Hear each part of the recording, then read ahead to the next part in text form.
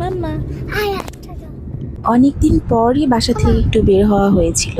আসলে এত গরমের মধ্যে কোথাও ঘুরতে যেতেও ইচ্ছা করে না। আপনি কিছুদিন ধরে ব্যাগ কেনার জন্য পাগল হয়ে গিয়েছিল। ভাবলাম তাহলে চলো ব্যাগই কিনে নিয়ে আসি। প্রথমে একটা দোকানে গিয়েছিলাম, ওখানে ব্যাগের কালেকশন মোটামুটি ভালো ছিল। তারপর অন্য একটা দোকানে যাই, এখানে গিয়েও বেশি একটা পছন্দ হচ্ছিল না ব্যাগগুলো।